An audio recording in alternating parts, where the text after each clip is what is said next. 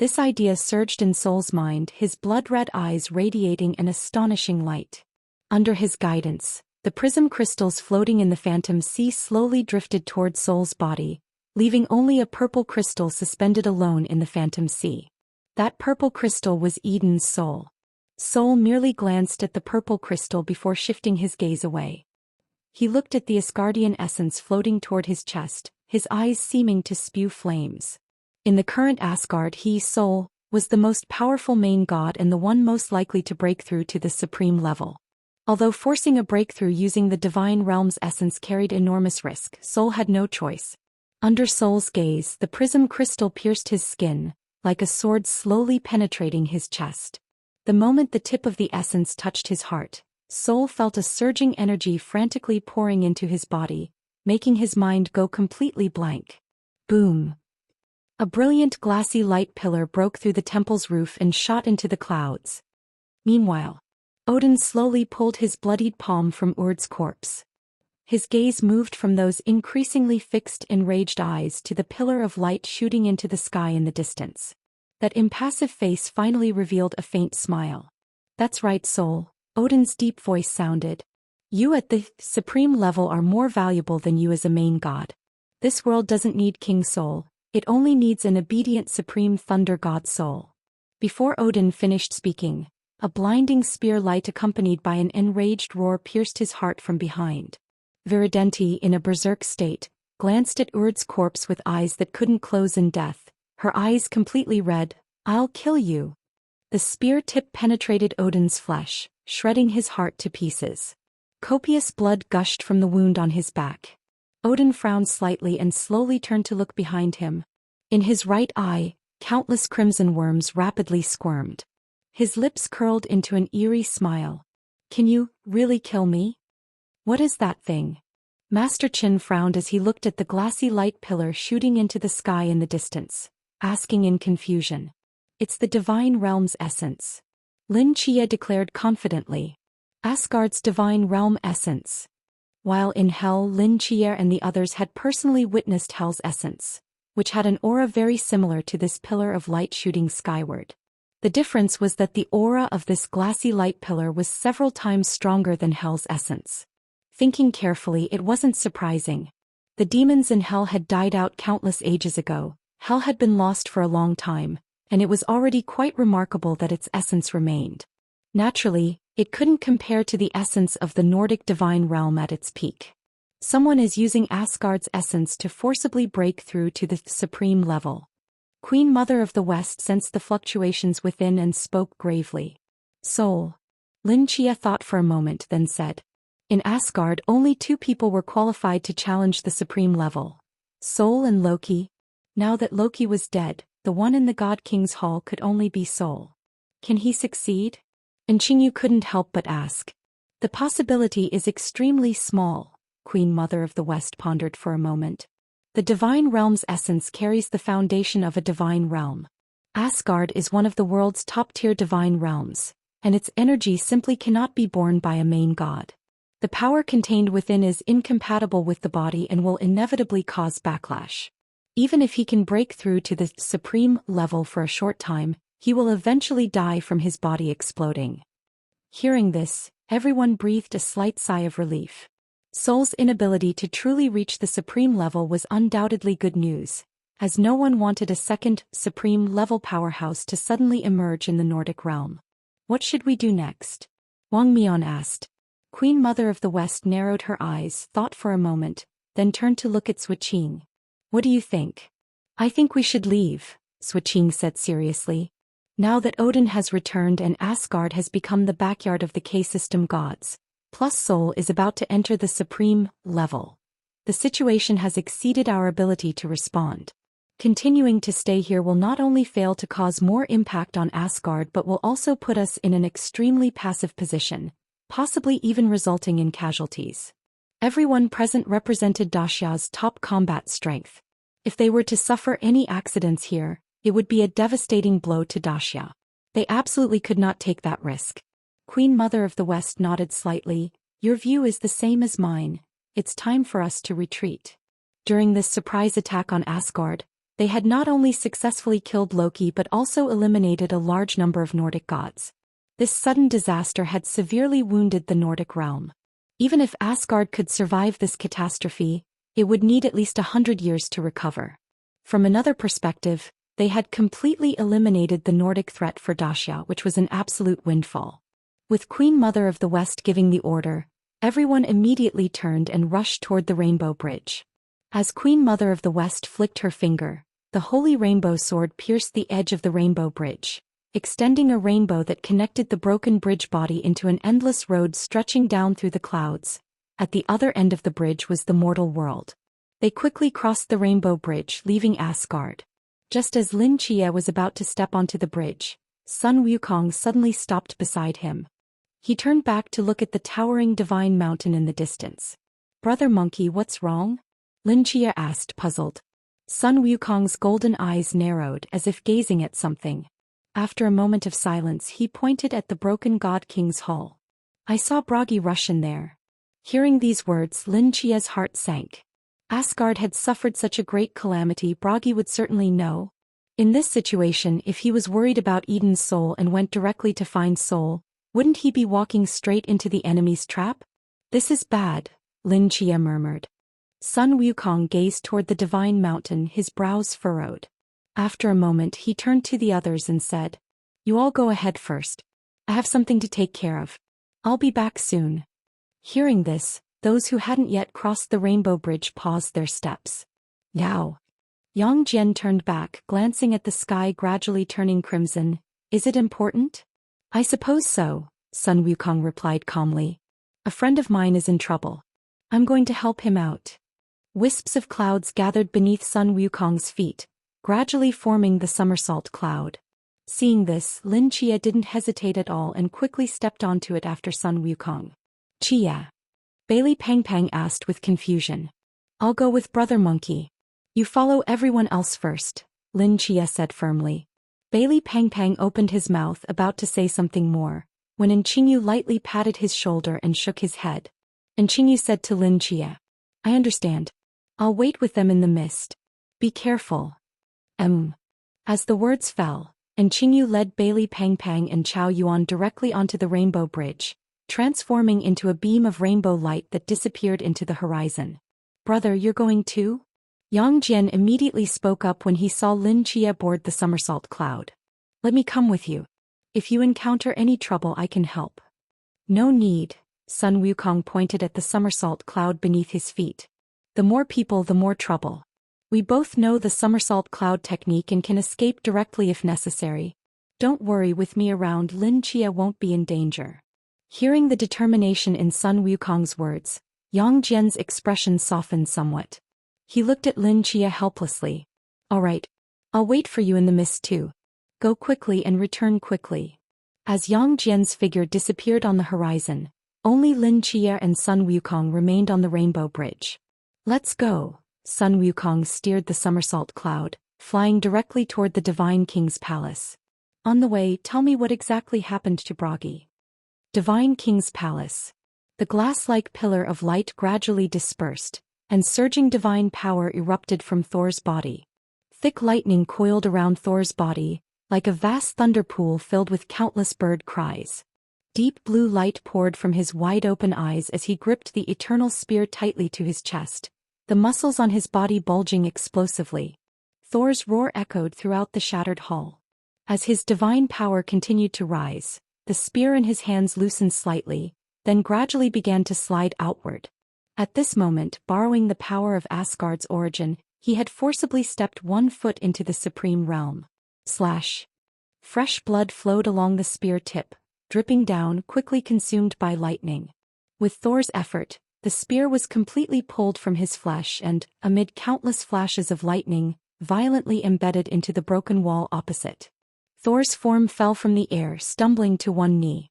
He placed one hand over the large hole in his chest, his expression twisted in pain. Between the charred flesh, the prism crystal had pierced his heart.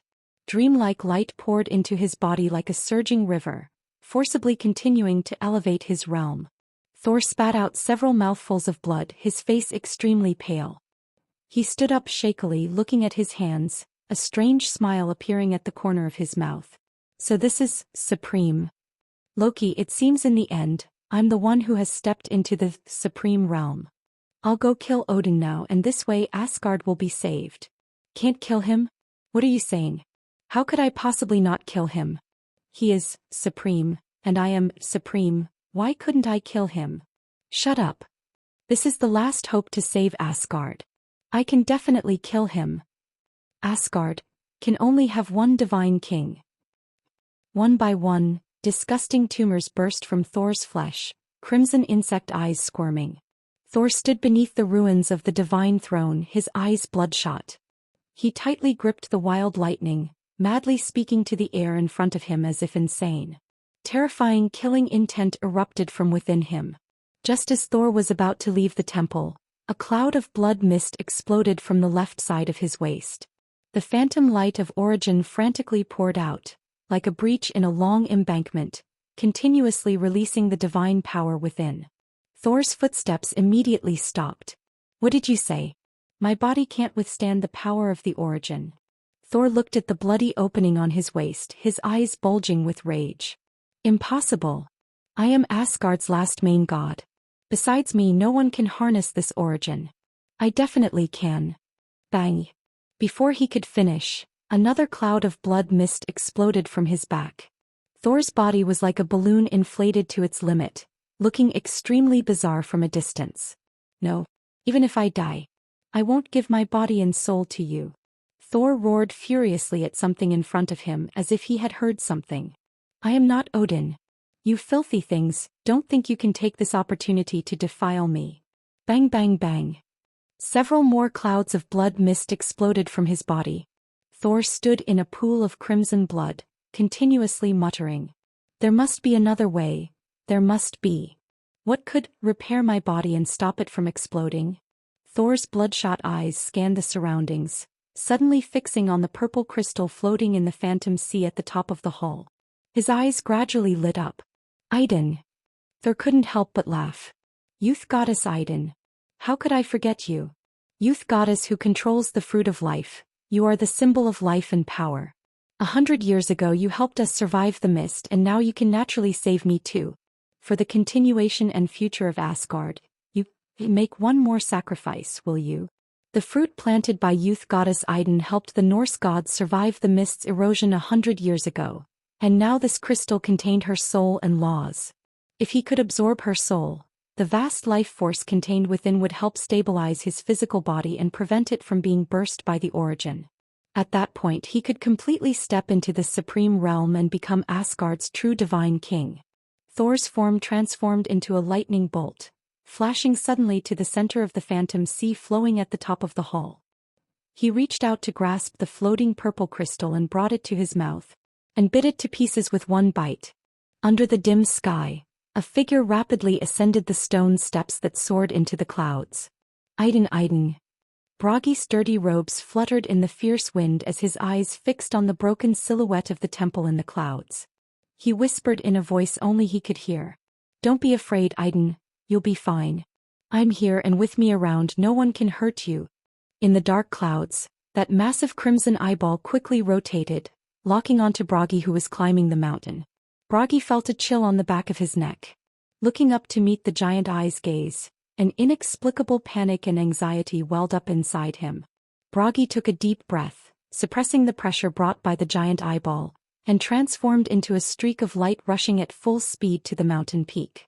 In moments he arrived before the ruins of the temple. Thor. Asgard is in complete chaos. Idun is all right. Right? Bragi hurriedly stepped into the temple, but his voice stopped abruptly at the sight before him.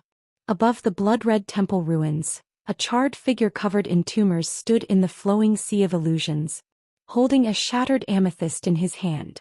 Seeming to hear Bragi's call, he slowly turned his head. Those crimson eyes narrowed as they looked at him. Bragi saw the half-eaten amethyst in Thor's hand and froze in place as if struck by lightning. Thor stuffed the last piece of amethyst into his mouth, gnawing on it ferociously. His red teeth mercilessly chewed the crystal fragments like a demon from hell. In the deathly silent temple, only the grating sound of chewing echoed in Bragi's ears. It was the sound of crystal breaking, and the sound of Bragi's heart being torn apart. Bragi's eyes clearly reflected the crystal fragments scattered on the ground, wisps of essence escaping from them, slowly dissipating in the air. His pupils rapidly contracted. Thor! Bragi's furious roar echoed through the clouds. What are you doing? In an instant, Bragi became like a golden lightning bolt, cracking the ground beneath his feet as he appeared before Thor. The writhing crimson worm eye at Thor's temple rolled and locked onto Bragi's form. The next moment, a thick bolt of lightning burst from Thor's body, violently striking Bragi from the air and sending him crashing to the ground. Boom! A deep rumble sounded as thick smoke filled the temple. Thor carefully chewed the crystal fragments in his mouth and painfully swallowed most of them. He frowned as he sensed something, his expression growing increasingly grim. Like spitting phlegm, he spat the remaining purple crystal fragments on the ground and crushed them to dust with his foot. His eyes filled with rage, he looked down at his gradually collapsing body and roared furiously. Damn it! Why isn't it working? I've chewed it all up. From the rolling dust, Bragi rose from the rubble, his eyes fixed on the crystal fragments under Thor's feet as he spoke in a low voice. Thor, what have you done? What have I done? I'm saving Asgard. Thor's body burst open in several places, spraying blood mist as huge tumors emerged from within. Standing in the boiling lightning, he shouted, Only if I ascend to the Supreme and kill Odin can Asgard be saved. Everything I do is for the Norse realm. Save your Norse realm. But why did you have to take Idun? Without her life and vitality, I could never stabilize the Supreme's state. Thor roared. She already saved the Norse realm once. Why couldn't she save it a second time? How do you know she wouldn't be willing? Being able to sacrifice herself for the Norse realm should be her honor. To hell with your honor. Bragi's eyes turned completely red as a surging flame rose from his chest, and he shot upward like a madman. With courage from who knows where, Bragi clenched his right fist and flew like a meteor straight toward Thor's face. Dense lightning burst from Thor's palm, forming a blinding ball of electricity that collided with Bragi's fist. But to his astonishment, Bragi's punch shattered the lightning and smashed directly into his nose. Bang! Thor's body crashed to the ground like a cannonball. Thor! Trickles of blood seeped through Bragi's clenched teeth. His dirty robes fluttered among the flying debris as he walked step by step toward where Thor had fallen. Didn't I tell you? This was the last time I would trust you? From the devastated ruins, Thor slowly got up, his eyes filled with shock as he looked at Bragi. When had Bragi become so strong? Among the major gods, there were several who could shatter his lightning with a single punch, but in his memory Bragi was definitely not among them. How could a god of music and poetry who couldn't even tie a chicken knock him, who had one foot in the supreme state, to the ground with a bare-handed punch? How was this possible? You are my brother, so I trusted you. I placed my wife's soul, all hope for her resurrection, in your hands. And what did you do? Violent divine power surged from Bragi's body, his golden hair floating in the wind as he stared at Thor, speaking word by word. I want you, you hypocrite, to join Idun in death. As his words fell, Bragi suddenly gripped the harp on his back and plucked it forcefully. Twang! A harp string shattered in Bragi's hand, emitting a sharp hum as invisible sound waves exploded outward from him. Countless terrifying cold gleams entered the void, carrying world-destroying killing intent, instantly flashing before Thor. Thor's crimson eyes narrowed slightly as deep blue lightning emerged from beneath his charred skin, instantly forming a vast sea of lightning that overlapped with the invisible sound waves. Twang! As the second harp string broke, the lightning sea before Thor was forcibly torn open, and endless cold gleams like a tsunami completely engulfed his form. That deformed body, caught in the cold gleams, smashed through the thick wall and quickly twisted in midair before staggering back to the ground. Then the third breaking sound rang out again. A terrifying pressure locked onto Thor's form as a world-destroying vortex swept down from the sky, turning the surrounding broken walls and ruins into dust. Thor felt an enormous force strike him, smashing his body deep into the broken ground. Excruciating pain spread from every corner of his body as bursts of blood mist exploded from him. Bragi stood in the distance, holding the harp with its broken strings, breathing heavily. Streams of blood dripped from his fingertips. The broken strings had not only wounded Thor but also caused great damage to himself. But he seemed to have completely forgotten the pain, with only endless rage pouring from his eyes. Thor slowly stood up straight, his chest heaving violently, fierce lightning flashing in his eyes. Just as he was about to charge toward Bragi, his knee suddenly exploded in a mist of blood. The terrifying power from the origin directly crushed his lower leg, and having lost his balance he quickly rose into the air to stabilize himself. His face was extremely distorted. Under the forced fusion with Asgard's origin, Thor's body had reached its limit. Blood continuously burst from his body. He was like a deflating balloon. Countless phantom lights poured from the gaps in his flesh, and his power rapidly declined. No. Thor felt his physical body collapsing and terror appeared in his eyes. I cannot die. Cannot. Otherwise Asgard is finished. Damn it. Why couldn't this origin be weaker? Shut up. All of you shut up. I'll think of another way, there must be another way. You're right, I can't die like this. I am Asgard's last hope. Odin is still alive, I can't die like this. Thor hovered amid the lightning, muttering deliriously, causing Bragi's brow to furrow tighter. He had seen such a scene not long ago.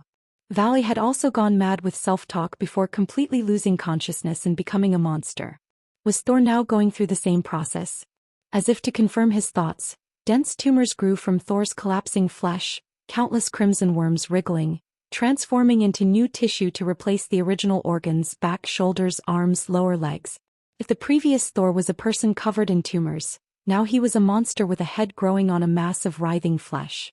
After these worms filled Thor's body, his rapidly declining power began to steadily rise again. These disgusting things bore the power of the origin, repairing his body, pushing Thor's strength toward true supremacy. Bragi.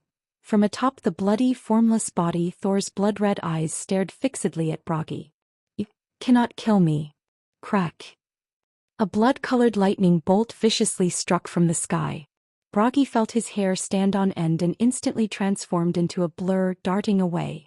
The next moment, the blood-colored lightning tore through his afterimage, the roaring light grinding the surrounding debris into powder.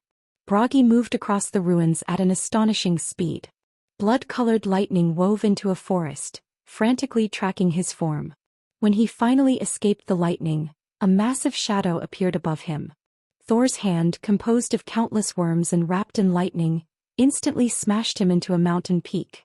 Bragi staggered out from the billowing dust, but before he could act, several thick blood-colored lightning bolts descended from the sky, piercing his arms and shoulder blades, restraining him like an execution rack. Thor's distorted form emerged from the interwoven lightning, a blood-colored bolt transforming into a sacred spear, howling as it thrust toward the restrained Bragi's chest. Boom! The mountaintop was enveloped in lightning, and amid the thunderous roar, a bloody figure was sent flying. Bragi's chest had been pierced with a terrifying charred hole. His body crashed heavily among the rubble, his pale face twisted in agony. Despite such a fatal injury, Bragi did not die. Verdant green energy spread from the edges of the charred flesh, rapidly reconstructing his body. Among the flowing blood, two hearts containing different divine lights could be seen beating powerfully in his chest. The law of life? The eyes on Thor's writhing body gradually widened. Idun's heart and law are actually in your body. No wonder your power suddenly became so strong. Bragi slowly rose from the deep crater, the hole in his chest almost healed. He wiped the blood from the corner of his mouth, his eyes filled with killing intent as he looked at Thor. Bragi, give me her heart. Thor's voice quickly rose. Give me her heart. Then I won't need to be corrupted by these disgusting things. I can save all of Asgard. Get lost. Bragi roared, and powerful divine energy erupted from within him. Seeing this, Thor's fiery eyes once again surged with killing intent. His writhing body gathered blood-colored lightning from all around, like a giant beast devouring the sky, biting down toward Bragi on the ground. At that moment, a golden staff shadow several kilometers long dispersed the thick clouds and struck like lightning toward his back. Bang! This strike scattered the surging lightning and crushed Thor, along with the broken mountain beneath him, directly into the earth. Rolling dust rose up. From the dust, A golden figure holding a gilded red staff slowly emerged, his eyes golden as fire. He glanced at Bragi not far away and calmly said, "Musician, step back. This fight, I'll take over for you." Seeing this familiar figure, Bragi was momentarily dazed, as if he had returned to that carefree hospital, chatting with Merlin, playing music for them both, exchanging letters with his love, lying in a rocking chair in the courtyard basking in the sun, everything peaceful and serene. In the swirling dust, his lips trembled as he softly called out the figure's name. "Sun Wukong, I admit your strength is a bit more impressive than I imagined."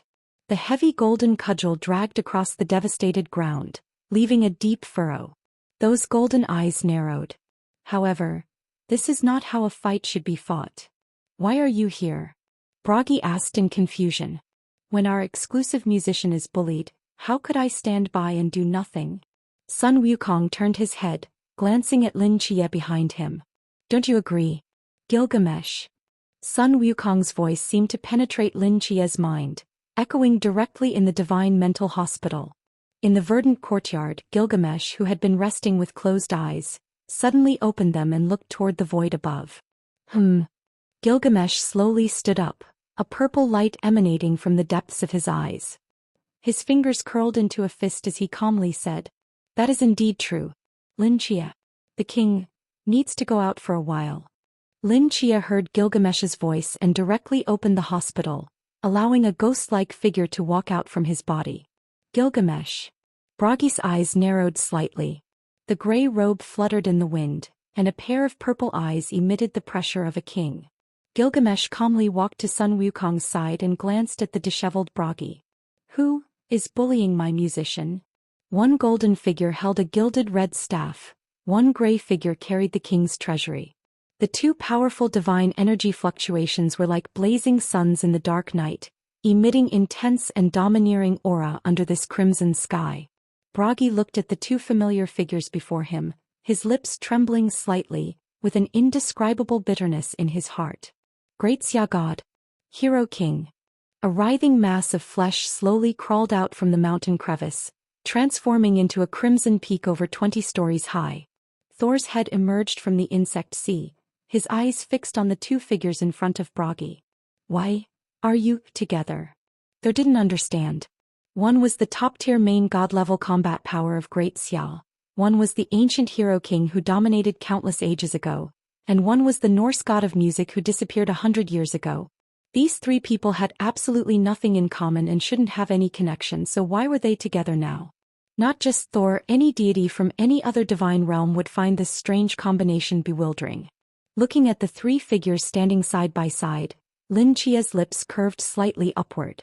Since opening the hospital, it was the first time that patients from rooms 3, 4, and 5 had met in reality. This was Bragi's revenge battle, and also the first joint battle of patients from the god's mental hospital. Lin Chia looked at the enormous crimson peak and whispered softly, "Welcome to the god's mental hospital." Boom. Sun Wukong's foot stomped fiercely on the ground, shattering the rocks. His figure left a trail of afterimages. In the next moment, a staff shadow that reached the heavens struck directly at the head of the flesh mountain. Seeing this, Thor's expression became extremely ferocious. Blood-colored lightning burst forth from the countless writhing insect mountains, like giant blood-colored claws tearing through the sky, colliding with the golden cudgel. The bell-like boom instantly echoed across Asgard's sky. Gilgamesh, in his spirit form, narrowed his eyes slightly and turned to look at Lin Chia. "Lin Chia, I am in spirit form now and cannot participate in battle. It's up to you." "Up to me." "Use the star coin," Gilgamesh pointed at himself. "Use that star coin to summon the me from your memory. Let him fight with my treasury." Lin Chia frowned slightly. "But I don't know much about you. I'm afraid I can't sustain it for long. And after I use that star coin, what if I forget you?" "It doesn't matter. With that monkey around, this battle won't last long. As for the memory," Gilgamesh paused. "Even if you forget me, I'll still be in the hospital. It just means after forgetting, you'll have to get to know me again." Seeing this, Lin Chia hesitated for a moment but still nodded. "All right." He held the star coin in his palm, slowly closed his eyes, and recalled all the memories from the moment he opened the hospital room door and met Gilgamesh. Before his eyes, he once again saw the domineering king who overwhelmed everyone in the king's treasury. Lin Chia suddenly opened his eyes and flicked the star coin with his fingertip. Ding! A crisp sound rang out and the deep blue star coin spun rapidly in the wind. A figure wearing a royal robe suddenly emerged from nothingness.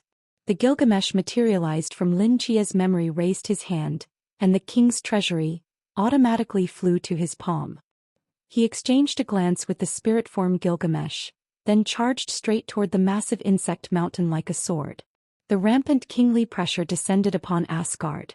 A purple intent swept across the blood-colored sky, and countless divine weapons flew out from the treasury, their brilliant divine light shattering all the blood-colored lightning.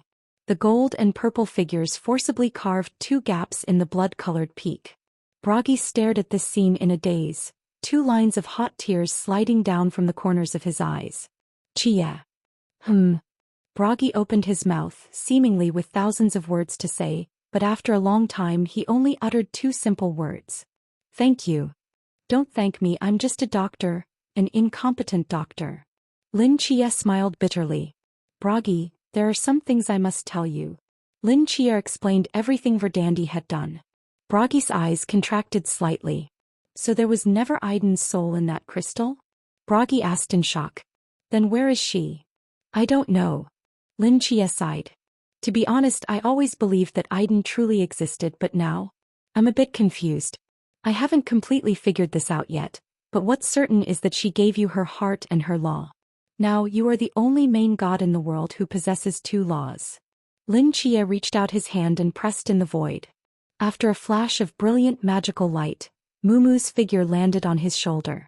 Lin Chia patted Mumu's head and took out the Holy Grail from inside it, handing it to Bragi. This is the supreme, divine artifact, the king's Holy Grail. As long as you sacrifice enough offerings to it, it can fulfill the holder's wish. I don't know to what extent it can work, but perhaps you can try. Bragi took the Holy Grail, and suddenly a flame of hope ignited in his eyes. Are you saying I might be able to use it to resurrect Aiden? Provided you have enough sacrifices, and even if you get that many sacrifices, no one knows if it can summon back a soul that may have dissipated 100 years ago. But this is the last method. Bragi tightly clutched the Holy Grail in his hand, his eyes seeming to burn with a raging fire. Boom! A rumbling explosion came from the crimson insect mountain. A towering divine manifestation rose from the blood-colored thunder forest. A golden staff shadow smashed down, turning the sky full of lightning into scattered electric arcs that wandered through the air. Gilgamesh, wearing his royal robe, flashed past above Sun Wukong.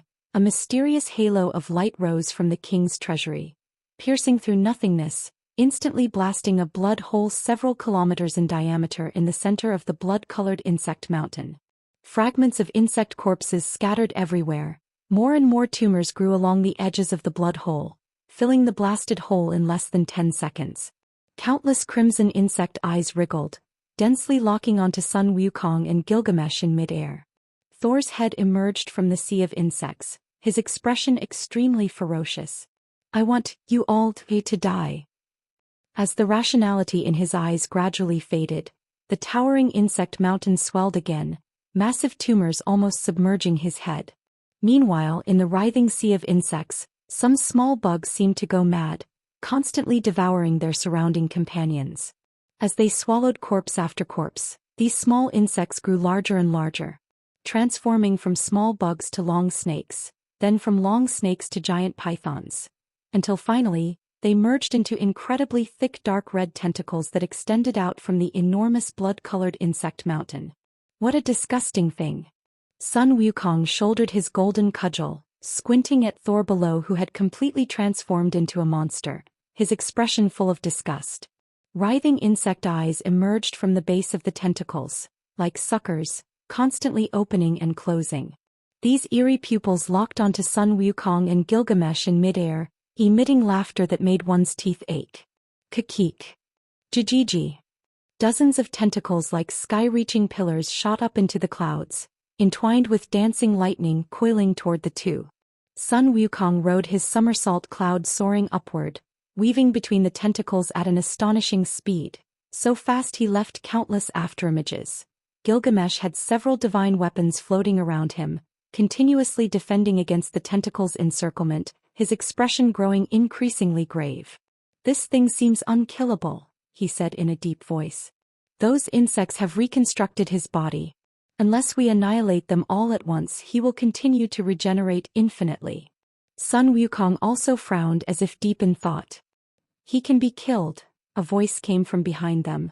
Bragi stood there, one hand holding the Holy Grail, the other holding a harp with several broken strings, speaking seriously. "Thor forcibly integrated with Asgard's divine source. These disgusting insects regenerate so quickly because they're helping him bear the power of the source.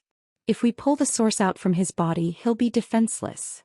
Gilgamesh scanned the crimson mountain below that covered nearly 1/5 of Asgard, seeing nothing but writhing small insects and tentacles everywhere, making it impossible to see Thor's body, let alone find the location of Asgard's source. "Monkey King Gilgamesh," Bragi took a deep breath and slowly spoke. "Help me pierce through its body. I'll kill Thor myself." Sun Wukong raised an eyebrow, glancing at Bragi beside him. After a moment he nodded slightly. "All right." Sun Wukong reached behind his neck, plucked a handful of his fur and gently blew on it in his palm. The next moment, countless Sun Wukongs floated into the air, each holding a golden cudgel, spreading like a golden tide toward the blood-colored mountain below. Staff shadows filled the sky, surging divine power turned the many dark red tentacles dancing like snake demons into meat paste. Sun Wukong's figure became a streak of light across the sky, once again condensing into a magnificent golden divine manifestation. The thick cloud layer was split in two and a sky-reaching staff shadow crashed down. Boom! The golden divine power smashed into the writhing sea of insects, splashing blood-colored waves. Gilgamesh pointed from mid-air, and the divine weapons surrounding him poured like raindrops into the blood waves created by Sun Wukong's strike, forcibly carving out a deep, enormous gap in the mountain. At the lowest point of the gap in the writhing insect sea, Thor's ferocious head with bulging veins was faintly visible. "This is all we can do for you, Bragi." Sun Wukong's entire body radiated golden light, making him look like a war god, holding back a portion of the insect sea. "Your revenge, you must take it yourself." Bragi's eyes fixed on the churning insect sea below, a flash of determination crossing his gaze. He took a deep breath, his form like a swift shadow, diving down along that deep gap, heading straight for the depths of the insect sea. As Bragi rapidly descended, the surrounding light visibly dimmed, endless dark red enveloped his vision, with nothing but countless crimson small insects and eerie laughter that made one's teeth ache.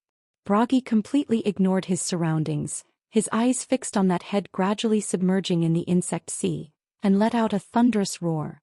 "Thor!" Bragi's roar instantly turned several approaching tentacles into blood mist. He reached Thor's submerging head, thrust one hand into the writhing insect sea and pulled with force. Thor, his throat in Bragi's grip, was dragged out of the insect sea like a carrot from red soil. Countless crimson small insects connected into tissues, entwining Thor's torso like blood vessels, his body nearly merged with the insect sea. Only in his chest half a prism was embedded, emitting dreamlike light. That was Asgard's divine source. Bragi. In the red world, Thor's murky eyes stared hollowly at Bragi before him. "Give me your heart. I must save Asgard. Am the true God King of the North." Under the connection of insect-formed blood vessels, Thor's hand struck out like lightning, grabbing for the position of Bragi's heart. Bragi's eyes flashed with brilliance. A harp string instantly snapped, and a sharp light cut off Thor's arm, spraying fresh blood. Blood seeped through Bragi's dirty robe, spreading gradually. Bragi held Thor's throat with one hand, suspending his body in midair, his expression ice-cold, like a demon emerged from hell. "God King?" In Bragi's eyes, murderous intent surged forth. "God King, so what?" He thrust one hand through Thor's chest, blood staining his clothes, and amid Thor's painful howls he gripped the prism's source tightly, pulling it out bit by bit. As the source gradually left Thor's body, the blood-colored mountain peak dominating the center of Asgard began to violently shake. The writhing crimson worms emitted sharp hisses, their extended thick tentacles visibly disintegrating. This trembling mountain of worms, like a stomach about to vomit, continuously contracted. Bragi. Lin Chia stood among the temple ruins watching this scene, concern appearing between his brows. Inside the worm mountain. Even though the cold light of broken harp strings frantically cut through the worms surrounding the two, large numbers of worms still squeezed past the boundary. The surging worms almost submerged Bragi's figure. His body was quickly stained red with blood under the endless gnawing, with traces of green vitality spreading from his wounds, restoring the body parts bitten off by the worms. He constantly wavered between death and survival as if being slowly sliced to pieces. The excruciating pain of countless worms devouring his body twisted Bragi's handsome features in agony. Even so, his hand gripping Asgard's source showed no sign of letting go, but instead tightened its grip. "You cannot." Thor's muffled voice came through his screams, his confused bloodshot eyes filled with pain. Bragi's body was almost pressed against Thor's, countless hideous and disgusting worms eating away at his flesh, leaving him bloody and mangled. From a distance he looked even more horrifying than the deformed Thor. "Didn't you want to use my wife's soul to stabilize your supreme realm?" Bragi spoke coldly. "Now I will use everything of yours, to bring her back." The moment his words fell, the prism source was completely pulled out by Bragi. A harp string instantly snapped, cold light flashed across the unconscious Thor's neck, and a hideous head was thrown high. Phantasmal light frantically poured out from Thor's remains. The endless crimson worms around them seemed to lose all strength, collapsing one after another, melting at a visible speed. This worm mountain occupying 1/5 of Asgard deflated toward the ground like a punctured balloon. He succeeded. Seeing this, Sun Wukong casually rested his golden cudgel on his shoulder, a faint smile curling at the corner of his mouth. The Kistar coin gradually stopped rotating, the hero king in royal robes quickly faded away, and the king's treasury in his palm floated across the sky, falling into the spiritual form of Gilgamesh's hand. His furrowed brows relaxed and relief appeared in his eyes. The bodies of worms in the sky melted, falling like a rain of blood from the dim sky. Among the devastated ruins, a figure in blood-red robes, one hand tightly gripping the prism source flowing with phantasmal light, the other holding Thor's head, slowly stood up. Cough, cough, cough, cough. Bragi's mutilated body gradually repaired itself. He coughed up several mouthfuls of blood, his golden hair filthy and disheveled. In the hazy blood mist, those eyes emitting a faint divine halo burned with the fire of hope. He threw Thor's head to the ground, which rolled to the body, both transforming into a pool of crimson blood that flowed into the dark golden, holy grail. Bragi's breathing grew increasingly heavy. He held the holy grail, raising it high above his head like a devout pilgrim. His trembling lips opened and using all his strength, he shouted in the rain of blood. "Idun! I want you back." Bragi's roar crossed mountains and rivers, echoing like thunder across the entire sky of Asgard. Between heaven and earth, apart from the lingering echoes, there was only deathly silence. Bragi's Adam's apple bobbed as he painfully swallowed a mouthful of blood, ferociously howling at the sky. "I wish for Idun to be resurrected. I want my wife Idun to be resurrected. Holy Grail. Did you hear me? I want my love back. I want her back." Bragi's roars echoed through every corner of the Nordic realm. This was his last hope and also the most sincere, most genuine wish in his heart. Looking at the man holding the grail in the blood rain, shouting at the sky, Lin Chia couldn't help but close his eyes. Bragi's pain and anxiety, transmitted through each roar, entered his heart. An unprecedented sourness welled up, involuntarily moistening his eyes. But he knew clearly in his heart, Idun most likely could not be resurrected. Facing Bragi's plea, the Holy Grail showed no response. Either the sacrifice for fulfilling the wish was still insufficient, or this wish had already exceeded the capabilities of the supreme artifact. Even the usually ice-cold hero King Gilgamesh, seeing Bragi's state, was now slightly moved, sadness appearing in his eyes. "Come back. I want her back." Bragi's hoarse voice, choked with sobs, came from his throat, tears unstoppably flowing from his eyes. His hand supporting the bottom of the Holy Grail was white to the bone from exertion, blue veins bulging from the back of his hand and neck. His other hand had been pierced by the tightly gripped prism edges, blood flowing freely onto the ground. Bragi. Lin Chia walked forward with a complex expression, wanting to console Bragi, but before he could speak, Bragi's tear-filled red eyes had already turned to him. He trembled as he spoke. Lin Chia, why doesn't it work? Why hasn't Aiden returned? Is it me? Is my heart not sincere enough? You've done your best, Lin Chia said softly. Perhaps the sacrifice is not enough, or perhaps. Lin Chia couldn't bear to finish the second half of his sentence. Regarding Aiden, Bragi had already experienced too many hopes, followed by too many instances of despair after those hopes were shattered. This pure-hearted god of music had endured too much pain that he shouldn't have had to bear. Now Lin Chia couldn't bring himself to extinguish Bragi's last hope. Bragi opened his mouth, about to say something more, when his divine power suddenly erupted like boiling water. A beam of light emitting a heart-palpitating pressure shot into the clouds with Bragi at its center. His realm began to rise rapidly. Bragi was stunned, looking at his body in astonishment. What is happening to me? Asgard's source is being merged with you. Gilgamesh observed the prism crystal gradually embedding itself in Bragi's flesh, his eyes complex as he spoke. Are about to break through to the supreme realm. The flesh pierced by the prism due to his emotional exertion had now become the fusion point between the source and himself. Under the dual divine status of god of music and poetry and god of youth, Bragi's body actually withstood the power of this source, and his realm rapidly ascended without him even realizing it. Supreme. Bragi stood dazed in place. Asgard. Meanwhile, in the distance, the crimson insect mountain collapsed with a rumble. Odin, with his divine robe in tatters, stood in a pool of blood, his brow slightly furrowed. Thor. He sensed Thor's aura disappear and his expression darkened.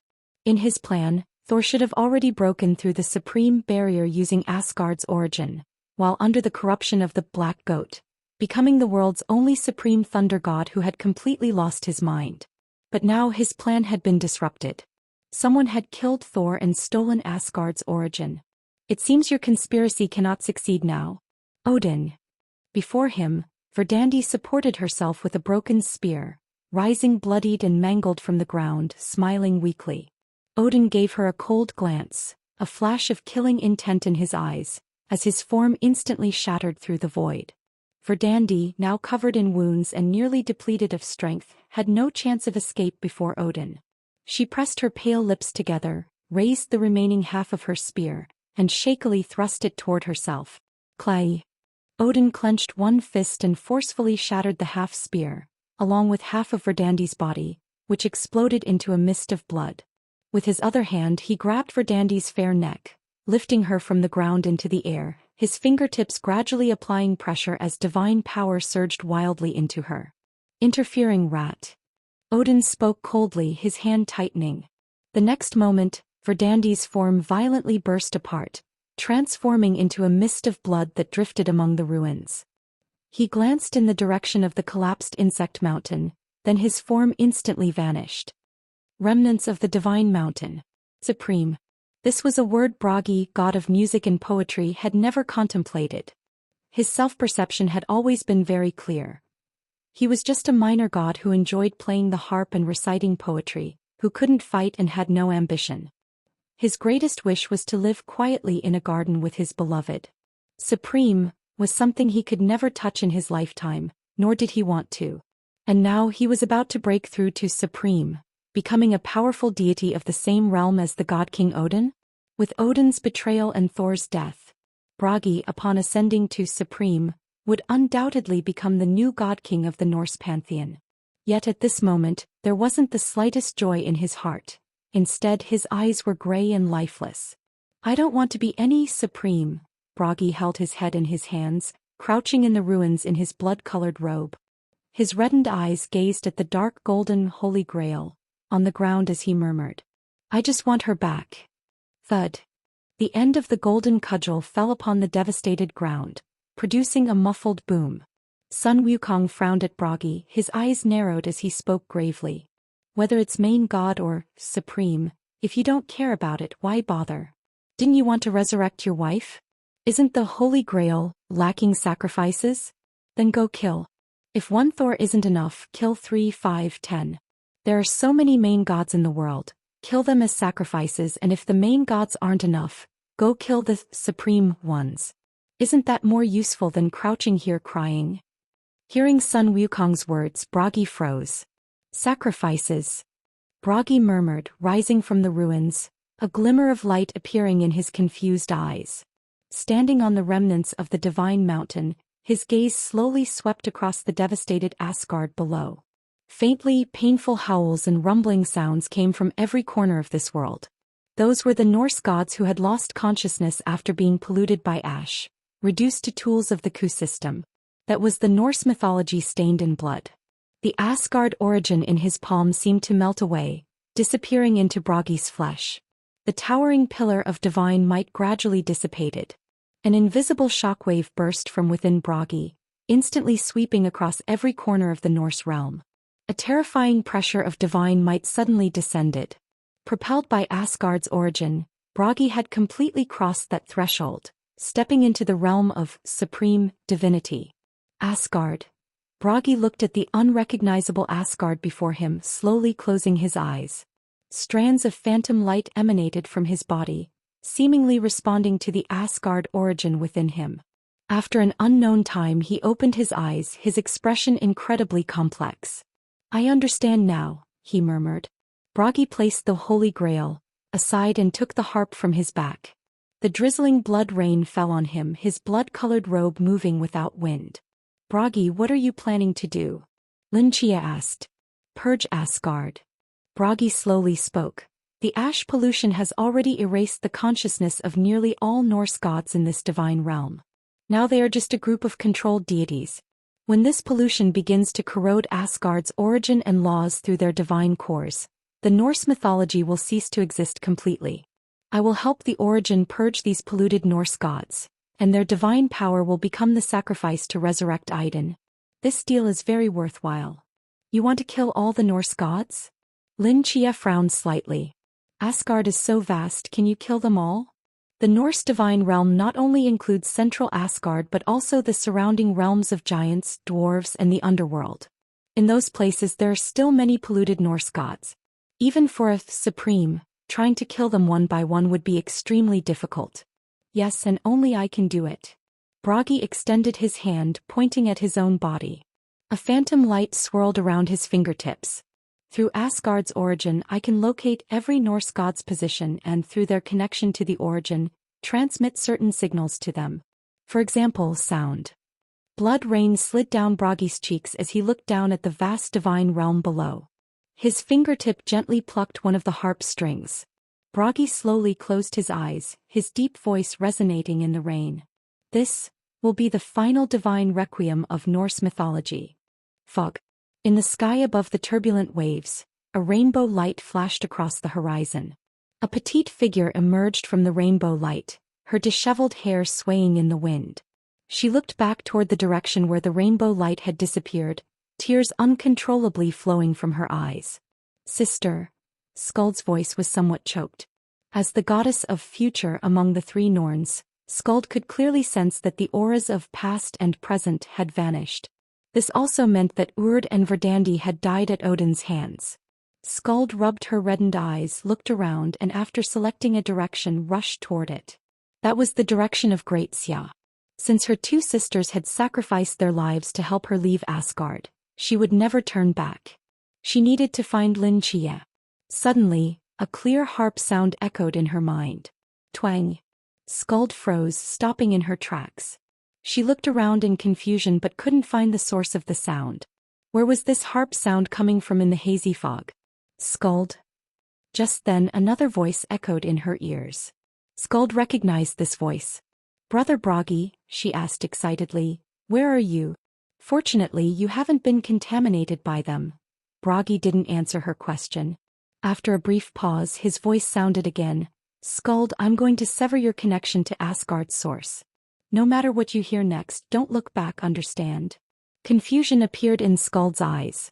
Just as she was about to say something more, another harp sound rang out. Twang. A breaking sound suddenly came from deep within Skuld's body. She quickly looked down at her palm. Asgard, she murmured. She could clearly feel that the connection between her divine core and Asgard's source had suddenly broken. The faith power that had been continuously drawn from the source also abruptly ceased. Had she been expelled from Norse mythology? Skuld stood stunned for a long while, then gritted her teeth and continued speeding toward Great Sja. Although she didn't know what had happened to Bragi or why he had cut off her connection to Asgard, she believed that Bragi would never harm her. Skuld hadn't flown far when the faint sound of a harp came from the void at the edge of the sky. It was the sound of Bragi's harp. This elusive harp melody floated around Skuld's ears. Although she couldn't hear the complete melody clearly for some reason, an unprecedented sadness welled up in Skuld's heart. Skuld reached out and touched her cheek, finding it already covered in tears. "Brother Bragi," Skuld murmured. "Are you in sorrow?" On the ruins of the shattered divine mountain, Bragi's fingers gently plucked the harp strings, two clear tears sliding down from his tightly closed eyes. Even though several strings had already broken, when Bragi's fingertips lightly swept across that emptiness, clear harp sounds still emerged, as if the sound came not from the harp in his hands, but from his heart. His dirty robes fluttered in the blood rain, and the sorrowful plaintive melody echoed across the desolate land. Twang! As a harp note sounded, dreamy light dispersed from Bragi's heart. This light, accompanying the harp sound, swirled in midair, gradually converging into white orbs of light.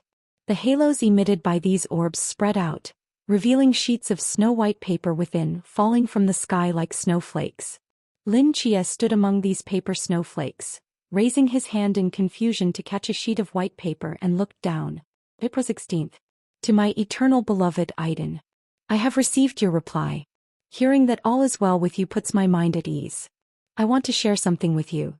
Today a new patient came to the hospital wearing a gray robe, looking fierce. His name seems to be Gilgamesh. Lin Chia's gaze swept down along the handwriting, slightly moved. Letters. Lin Chia raised his head, looking at the snow-like papers swirling around Bragi, and spoke in a daze. These are all letters? Lin Chia roughly estimated that there were about 2,000 letters condensed from the phantasmal light, basically matching the number of Bragi's letters stored in the hospital warehouse. These were all the letters between Bragi and Aiden during this time. With the appearance of these letters, an indistinct voice arose amid the sorrowful, plaintive harp melody, as if softly reciting something. Lin Chia listened carefully and discovered that the voice was reciting the contents of these letters. This is... Lin Chia's eyes slightly contracted as if he had realized something. More and more letters swirled in the air, and the reciting voices grew more numerous. When all 2,000 letters were floating, the dense recitations overlapped, surging like waves under the sky. To my eternal beloved, Aiden. The weather at the hospital is nice today. How is it where you are? Are you cold? I want to cure my illness quickly. I want to see you soon. I had a dream last night. I dreamed we returned to that garden. When will we meet again? These recitations overlapped, gradually forming Bragi's own voice. Each syllable he uttered contained over 2,000 recitations, accompanied by the sorrowful and plaintive harp melody, seemingly imbued with a certain magic, spreading to every corner of the Norse divine realm. At the southern edge of Asgard, several Norse gods wrapped in tumors suddenly raised their heads, looking toward the direction of the divine mountain with closed eyes, their painful wails abruptly ceasing. Crimson insects crawled on the surface of their skin, and their tightly closed eyes trembled slightly. 2 streams of blood tears ran down their pale cheeks. These Norse gods, who had already lost their self-awareness, seemed to regain the emotion of sorrow, gazing toward the divine mountain, weeping silently. Tears streaming down his face, Bragi stood among the ruins of the divine mountain, eyes closed as he stroked his harp. His lips parted slightly, reciting the words from the letter, countless voices overlapping, like an ancient and mournful poem. These poems transformed into invisible ripples spreading outward. All Norse gods connected to Asgard's source stopped their movements, standing still like sculptures. Even the red worms writhing inside their bodies seemed affected by the poetry, gradually becoming motionless. Within this harp music and poetry, An unprecedented sadness was washing away the blood-shrouding Norse mythology. Lin Chia reached out, wiping away the tears he couldn't control, murmuring, "Is this the sky poet?" Even though Bragi had become supreme, using music intertwined with the source signal to transmit throughout Asgard was no easy feat. He had to merge the harp's sound with his deepest emotions to unleash the full power of the sky poet. And at this moment what ran deepest in Bragi's heart was longing and sorrow. Twang! As Bragi gently plucked the strings, shimmering phantasmal light poured from his body. Simultaneously, the Norse gods standing motionless in every corner of Asgard saw their divine cores crack open. Their connection to the source was rapidly weakening, and with it their divine ranks. Under Bragi's control, the source extracted the power of faith from their bodies. Major gods began falling to minor god status, while minor gods' divine power continuously withered. In just a few dozen seconds, all Norse gods' power dropped by a major level. Then suddenly that mournful and plaintive harp melody shifted, unleashing a fierce and murderous intent that swept through every corner of Norse realm. Bragi's tightly closed eyes slowly opened, and those tear-filled eyes erupted with unprecedented determination and killing intent. Twang twang twang. The harp strings snapped and shattered one by one, the harsh sound like thunder, echoing resoundingly beneath the firmament. The harp had 48 strings in total. With each string that broke, several contaminated Norse gods were sliced in half at the waist, as if invisible blades crossed space, frantically claiming their lives. 1, 2, 3. Splashing blood sprayed forth, transforming into streaks of red light shooting skyward, landing precisely in the dark golden chalice behind Bragi. The liquid inside the cup rose and swayed, soon about to overflow. Harp sounds like knives, love poems as swords. Bragi stood in the blood rain, like death whispering, frantically harvesting the flesh and lives of Norse gods. 36, 37, 41. As countless red lights flew in from the horizon, crimson blood overflowed from the Holy Grail, flowing down the cup walls, dyeing the entire chalice blood red. Suddenly, a blurry figure shattered the void, standing beneath the dim sky. Bragi? From Odin's eye sockets, scarlet worms continuously wriggled as he locked onto Bragi in his blood-colored robe below, speaking in surprise. "It was you." Fath. Bragi's gaze focused, then he shook his head. "Odin." Odin's appearance made Sun Wukong and Gilgamesh, who were standing guard nearby, change expression. They stepped forward to Bragi's side, standing shoulder to shoulder facing Odin in the sky. Their 3 robes fluttered in the wind, divine power surging, ready to strike at any moment. "It shouldn't be you, Bragi." Odin's eyes were full of disappointment. He sighed, slowly raising his palm. "Give me Asgard's source, and the Holy Grail. Dream on." Before Bragi could speak, Sun Wukong snorted coldly, his golden eyes bursting with soaring fighting spirit. Just as he was about to charge forward with his staff, a hand gently landed on his shoulder. Bragi gazed at Odin's figure, calmly speaking, "Monkey King, let me handle this." The divine King Odin was recognized by many divine realms as the strongest Western god. Without reaching the supreme realm, it was impossible to be his match. Among those present, only Bragi qualified to fight him. Bragi handed the overflowing Holy Grail to Sun Wukong, then his form shattered the void, instantly appearing before Odin. 2 distinctly different divine power auras of music and youth soared skyward. Bragi let out a low roar, streams of phantasmal light surging from his body, as the divine might of a dual-law supreme god suddenly descended. Sensing the 2 laws in Bragi's body, Odin's brows slightly furrowed. He snorted coldly, and suddenly the surrounding space-time froze. Then an invisible domain expanded, enveloping both him and Bragi. The next moment, both figures vanished from the sky. Looking at the quiet, silent sky above, Lin Chia was stunned. Where did they go? Odin dragged Bragi into the void. Sun Wukong looked at the overflowing Holy Grail, in his hand with complex emotions. It seems he feared that if Bragi discovered he couldn't win, he would immediately use the full Holy Grail. In that case, even Odin would have almost no chance of victory, so he simply moved the battlefield, preventing Bragi from touching the Holy Grail. But what he doesn't know is that even if Bragi died in battle, he wouldn't use the Holy Grail on him. Gilgamesh in his spirit form sighed. In the ravaged ruins, the three looked up at the void above, their hearts in suspense. The battlefield was in the void, and even they couldn't know how the battle was progressing.